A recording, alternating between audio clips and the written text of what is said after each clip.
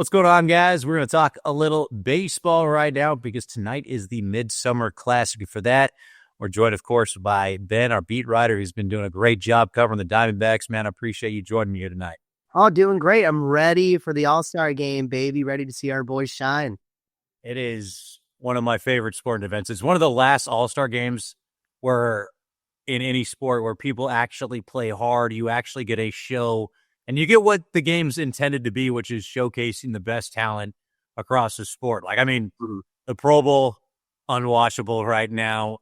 Basically, the same can be said for basketball, but thank goodness baseball still gives us something. And there's something on the line for them, obviously, as well, too. Oh, yeah. So certainly should be an exciting night for not just baseball fans in general, but for the Diamondback fans. You get 3 players from Arizona in right now. You miss out on probably a couple of guys that are probably right there on the list. But how do you feel about this lineup? How do you feel about the guys that are going to be representing Arizona out there? Oh, glad to see Corbin Carroll and Eugenio Suarez get in there with Ketel Marte. I mean, these Diamondbacks deserve it.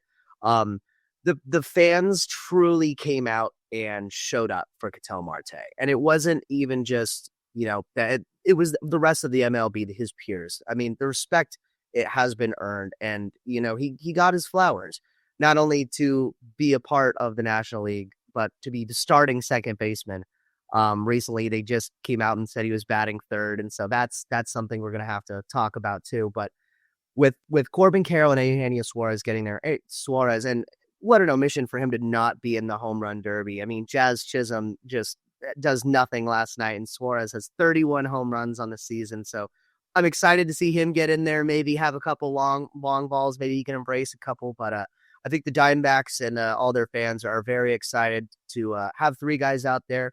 I know on their social media, the Diamondbacks have been posting a lot, pretty cool photos of them kind of in a diner. And you can tell that it's not just for them, it's for their families. It's for everybody who voted them in there. And it's one of those things that you get reminded of every year when the All-Star break comes around, how much it truly means, not just to them, but for their families and for fan bases.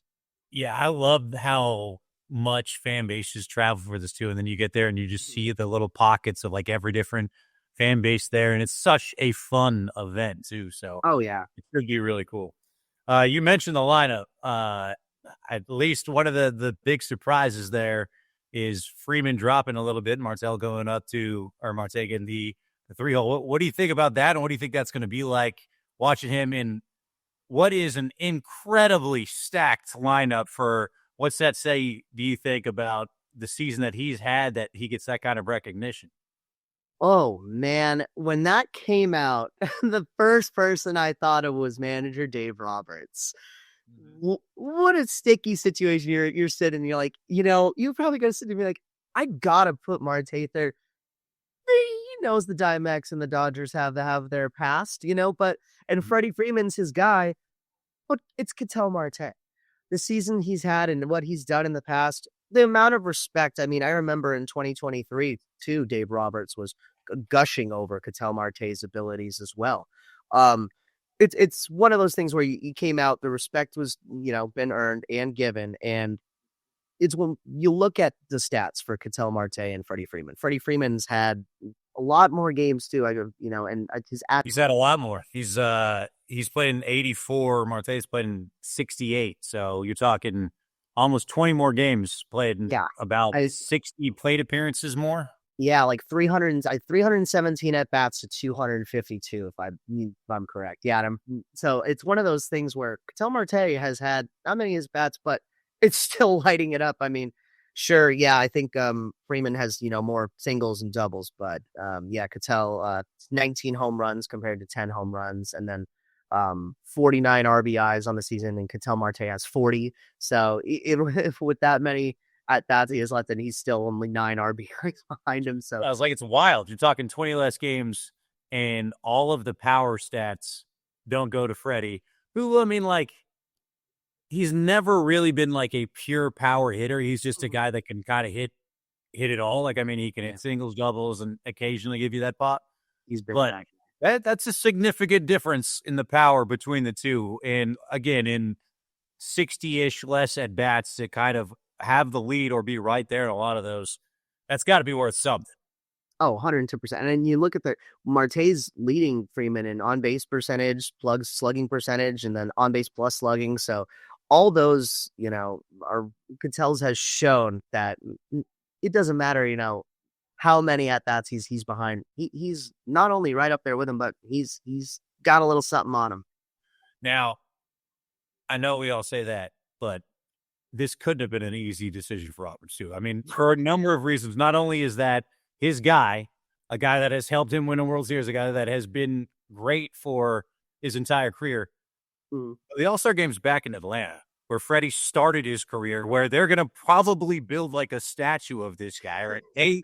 They love him still in Atlanta, and there are fans who are still wildly upset with the way that management handled him kind of in the contract and what he left. He's going to be, I mean, he's like their son. They're going to embrace him in this game. And knowing that's going to be the case, and you could have put him in the 3-hole, which would have guaranteed him, a first inning at bat and kind of what that would have been like. I was a little surprised in that, just for kind of the show and kind of the theatrics of the whole thing. There's an element there as well, which made this, I don't think, not an easy. Now there's a lot of pressure on those top 3 guys in the lineup to get on base so that he does get in at bat, I feel like. But I said, like, you got to have a little bit of gumption. You got to have a little bit of confidence yourself, Roberts, where you're not going to let him see the play guaranteed in the first inning right there, because that place is going to go nuts when Freddie Freeman goes up there. And there is, whether it's deserved or not, in an all-star game, there's an element of this is for the fans, and that does tip the scale, the fact that it is in Atlanta and that he's from there. 110%. I remember when Freddie Freeman came out and was talking about how it all went down with his agent. And because he wanted to be in Atlanta for the rest of his career. He kind of came out and said that. I'm sure nowadays, looking back on it, he goes, everything happens for a reason. But Atlanta, they're going to be rocking in that stadium for Freddie tonight.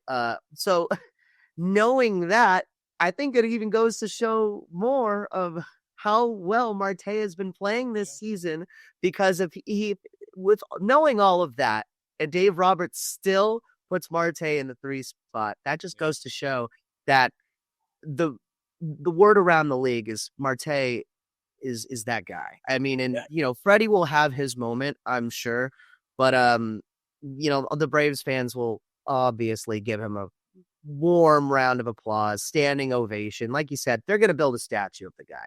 Kind of how Diamondbacks fans love Paul Goldschmidt. It didn't really end as badly, but when Goldie comes up to the plate back at Chase Field, everybody there stands and claps. They love the guy. So it's one of those things where Freeman, he'll be loved out there in Atlanta. It's funny you brought that up, because when Matt Olson was in the home run derby last night, you could just kind of tell that they were waiting. A lot of those fans there, like you said, it's a fan aspect. A lot of them just came to come support their boy Matt Olson. And so Freddie Freeman tonight will definitely bring back some flashbacks for those fans, I'm sure. Yeah, I remember when Freddie had his first game back in Atlanta, and then after they had the press conference, that he was like 15 minutes late because he had been crying and wasn't ready, but like went in and like he went up to the podium and sat down and like asked everyone for a second and got up and had to leave and like recompose himself and come back in. Like it's been a few years now, so it's probably not going to be like the same effect. But if they give him some sort of really kind of emotional response and stuff like that, it's going to have the same thing. Like it's going to be a lot. And it's again, so like to your point, Marte's had to have one hell of a run in order to offset kind of that much. And that says a lot about the respect that he's getting from the rest of the league, which is deserved. He's been awesome. And not only Freeman, but guys like Manny Machado too. I mean, like there's a lot of guys in this National League lineup that easily could have been batting third and fourth. And for Dave Roberts to give it to Ketel Marte, it's the sign of the highest respect and well-deserved. Yeah. Incredible lineup. And the fact is that the NL is just so deep that there are a bunch of guys that probably on most years would have had the opportunity going, but there's only so many spots. And so with that in mind, Do you have an idea, or who do you think was the biggest snub that didn't get in this year that probably should have? Yeah, I said it. I remember when we first started talking about it, and calm down a little bit. But Merrill Kelly's had such an outstanding season. I mean, that's kind of an unsung hero for the Diamondbacks for the first half of the season. He was locked in for so many of his starts. I mean, the guy has just been one of the guys who's led the pace, even with all the injuries they've had to their pitching staff. He remained consistent. It was never, you didn't really have to worry when Merrill was out there. I understand, Corbin Carroll and Eugenio Suarez not getting the start. I'm glad they got in the All-Star game. I think Eugenio Suarez had a really good shot to be the starting third baseman this year. So it was kind of a little surprised that that wasn't more of a conversation. But other than that, the Diamondbacks have just been so hampered by injuries this year. It's hard to really get anything going. Corbin Carroll has helped at a lot of times this season, but he hasn't been as dynamic. The chaos hasn't been embraced as as it has been in the past, where you're, stealing bases, making the other team overthink and get jittery, and the defense hasn't been there. There's been a lot of problems this season. So I think the biggest snub would Merrill Kelly probably should have gotten a little bit more of a nod, and then Suarez had a good chance to start. But I think with everything that Ketel Marte is doing right now, it's kind of makes up for that a little bit. It's tough with injuries with them because this team has been hampered by it, and it's not always just the fact that, like, if you miss games, that it's going to hurt your chances and everything else. But if you take some of these bats out of the lineup, inevitably they're going to pitch to you differently when you don't have as much help around you, and you're not going to have as many opportunities to get RBIs because there's not going to be like as many guys on base and everything. So it's a trickle down effect too, that this team's just been banged up from the start. And now, like, you see all the reports that, it looks like they might be sellers more than buyers at this point.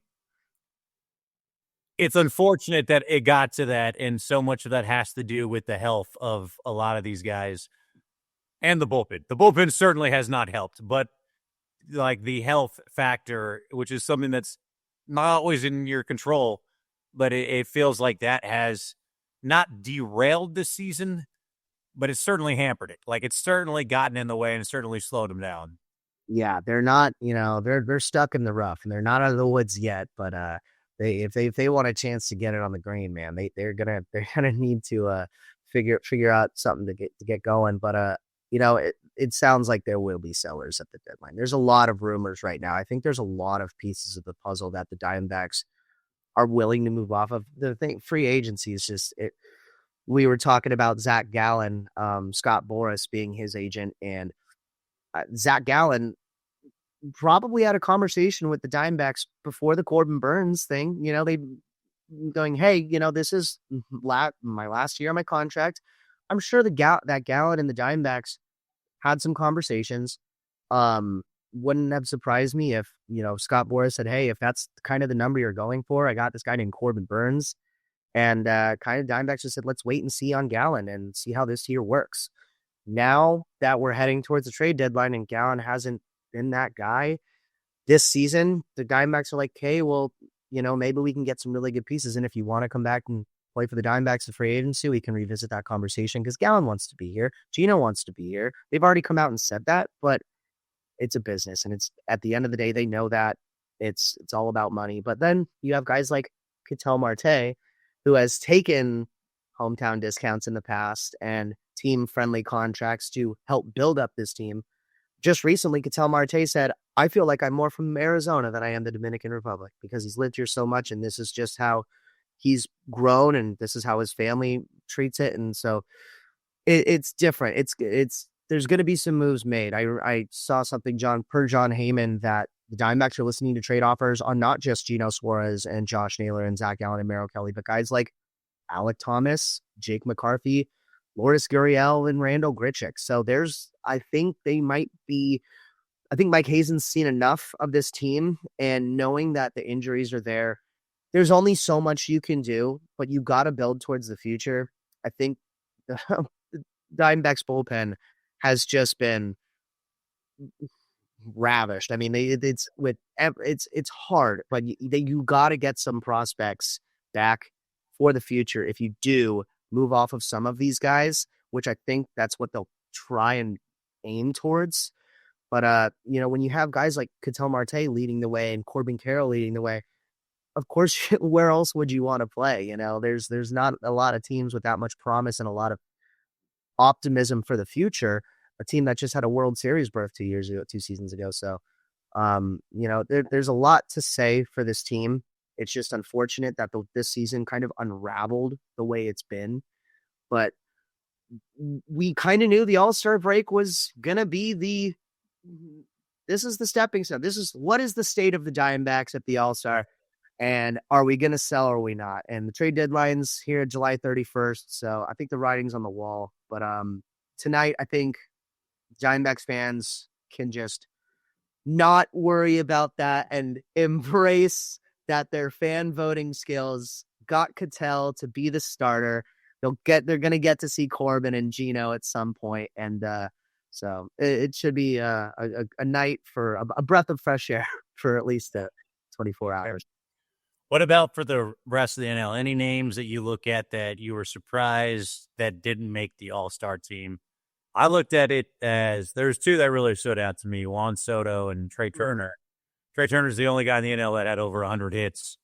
Problem is he's playing at a position that is just absolutely loaded. And what are you going to do? I never really thought I'd be a guy that defends a Philly player, but, here we are. I guess this is show signs of maturity that I'm able to kind of put aside all of my differences with that. But Trey Turner is an extremely talented athlete. I mean, the guy is incredible. He's had a great year. And you would think 100 hits would be enough to get you to an All-Star game at that point. But, and I know Juan Soto started the year incredibly horrible. But that's the big thing. That's why I was going to say Juan Soto, this is a fan voting competition. And Soto is one of the biggest names in baseball. And, the Mets have a dime for this guy, and so it's kind of that was an interesting omission for me too, to not see Soto on there just because he's a polarizing figure. He's got a big name, he's got a big bat. Everyone kind of wants to see Juan Soto. So yeah, that was an odd one for me as well. And he's got a big contract. Just an absolutely massive contract. All of those other things. So yeah. Yeah. Then, Dodgers fans, they came out and voted a lot. And it was, you could see, they kind of took over and kind of a national brand. Yeah. Yep. So. It is what it is. All right. Last thing, man. Give it to me. What do you think for the score tonight? Who you got walking away as the MVP? What do you got? Ooh, so the AL has dominated the All-Star game of the last decade. I know the NL got one a couple years ago, but I think the National League comes out on top today. I'm going to pull for them. Obviously, I think the NL will do it. You got guys like Shohei. I mean, you got Ketel Marte. How can you, even just those two names in the first sentence, I couldn't really, can't go against those guys. I think it'll be a good one. My final score prediction, I'm going to go 6-4. And I think Paul Skeens is going to come deliver. I think, and I'll go with the prediction that Gino Suarez gets a home run. I think they're going to throw him in, and I think Gino's going to get a dinger, kind of show people that I should have been in the home run derby last night. And I'll go Ketel Marte. I could see Ketel getting a hit. Wouldn't surprise me if he got two. I think it's going to be close, but I still think the AL wins. I think it's probably like a 4-3 game is what I would guess. And I kind of, I'm going to be just a front runner and make this. I'm going to go Judge as my MVP on this one. Okay. It's got to be someone with power that can get you, one or two big hits, and if you can get a home run, that's normally going to be the difference. So, yep. I'm gonna say he comes up with a couple of hits, one of them gets a home run, and he'll end with 2 RBIs or something, and that's enough to kind of get him The It would, MVP. it would make the Yankees fans happy after Jazz Chisholm's home run derby performance. Yes. Yeah. Yeah. That was lackluster. That was There it is. All right. Well, everybody, enjoy the game tonight. This is should be one of the highlights of the baseball season. I mean, this is right now as it's going to start gearing up for the back half. But for one night, we really get to kind of enjoy baseball for all its majesty. So this is going to be a good one, man. Can't wait. No, I think it'll be one for the books. All right, perfect. Ben, I appreciate it, man. We'll talk to you later. Talk soon.